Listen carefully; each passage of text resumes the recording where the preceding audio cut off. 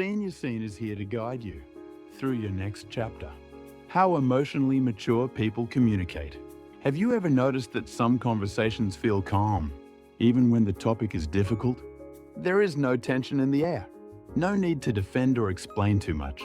You leave the conversation feeling understood rather than drained.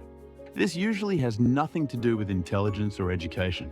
It has everything to do with emotional maturity. Emotionally mature people don't communicate to win. They communicate to connect. And after midlife, the way we communicate often becomes the most important factor in maintaining healthy relationships. Today, we'll explore how emotionally mature people speak, listen, and respond, and why these patterns become especially powerful after your 40s and 50s. Let's begin with a key difference. Emotionally immature communication is driven by fear. Emotionally mature communication is guided by self-awareness. The first noticeable trait is that emotionally mature people pause before responding. They don't react immediately. Even in emotional moments, they give themselves a brief space to breathe. This pause allows them to respond instead of react. It prevents words they may regret later. They understand that emotions pass, but spoken words remain. The second trait is that they speak from their own experience. Instead of assigning blame, instead of saying, "You always ignore me," they say, "I feel disconnected when I don't hear back." This shift changes everything. It reduces defensiveness and opens the door to understanding. Emotionally mature people know that blame closes conversations. Ownership keeps them open. The third pattern is listening without preparing a counter-argument. Many people listen only to respond. Emotionally mature people listen to understand. They allow silence. They don't interrupt to correct details. They don't rush to fix the problem unless asked.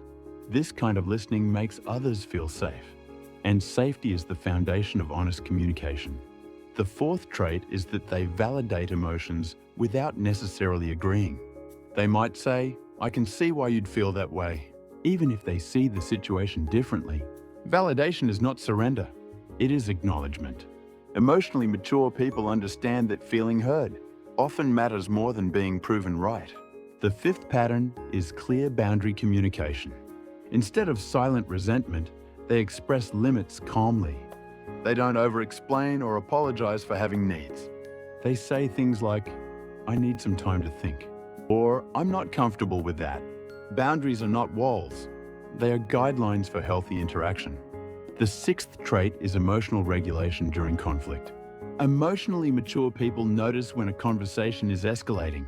They slow it down instead of pushing forward. They may suggest taking a break. They lower their tone instead of raising it. They know that winning an argument at the cost of connection is never a real win. The seventh pattern is curiosity instead of assumption. Rather than assuming intent, they ask questions. They say, "Can you help me understand what you meant?" This prevents unnecessary misunderstandings.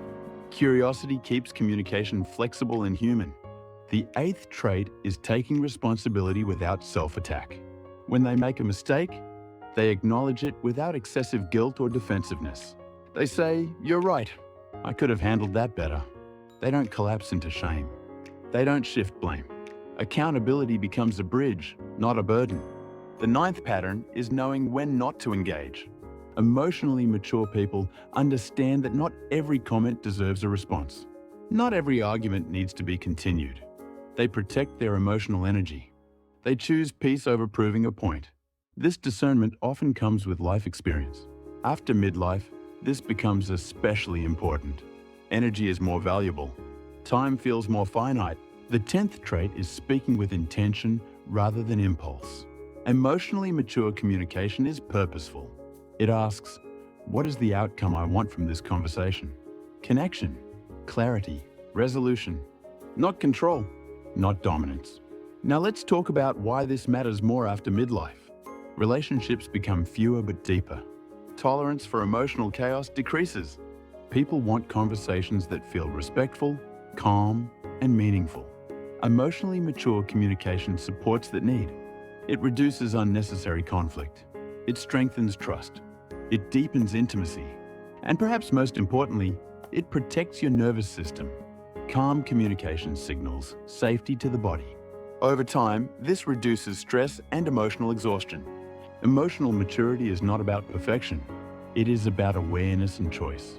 Anyone can learn these patterns. They are skills, not personality traits. Every conversation is an opportunity to practice. And with practice, communication becomes less about defending yourself and more about understanding each other. That shift changes everything. If this video helped you understand your vascular health better, I'd love for you to like the video and subscribe to the channel. Your next chapter can be healthier, stronger, and more vibrant. And I'm here to guide you every step of the way.